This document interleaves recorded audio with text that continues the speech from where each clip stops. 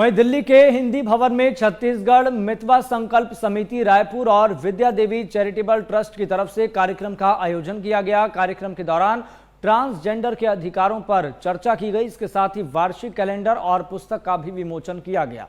इस कार्यक्रम के दौरान ट्रांसजेंडर अधिकारों के अलावा उनके सामाजिक परिवेश पर भी चर्चा की गई। इस मौके पर ट्रांसजेंडर के प्रति समाज के नजरिए को बदलने के लिए भी समिति द्वारा जरूरी कदम उठाए जाने की बात कही गई।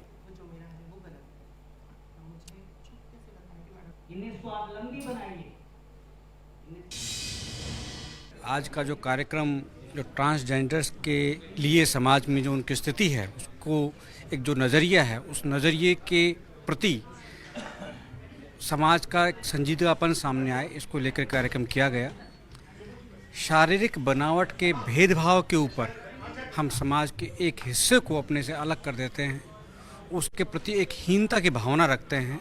ये बहुत ही एक उन्नत समाज के लिए बिल्कुल ठीक बात नहीं है। तो ऐसे विषयों को लेकर के उनकी क्या समस्याएं हैं, उनके क्या समाधान हो सकते हैं और हमारा क्या उत्तरदायित्व हो सकता है, इस चीज़ को लेकर के समाज के अंदर ये भाव जाए कि वो भी हमारे ही हिस्से हैं, वो भी हमारे ही जैसे हैं। ऊपर वाले ने कुछ ऐसा बनाया है तो वो हमसे अलग नहीं सकते हैं। तो इस बात को लेकर के कार्यक्रम का आयोजन किया गया।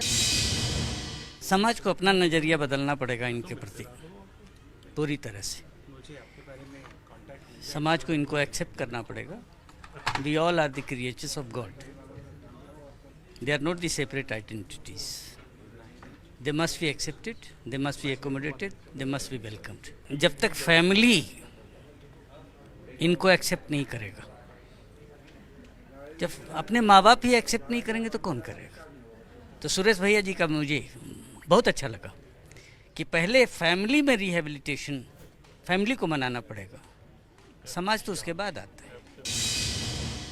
समाज में सोच बदलने की डेफिनेटली ज़रूरत है, क्योंकि शारीरिक तौर पे दिमाग से हर तरह से एक बराबर है।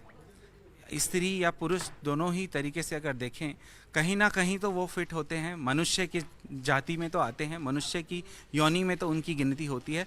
तो मनुष्य के तौर पे जब स्त्री और पुरुष को सारे अधिकार मिले हैं, तो एक ट्रांसजेंडर व्यक्ति जिसे थर्ड जेंडर कहते हैं, जो कि मैं नहीं मानती, थर्ड अगर बोलेंगे तो फर्स्ट सेकंड की लड़ाई शुरू हो जाएगी।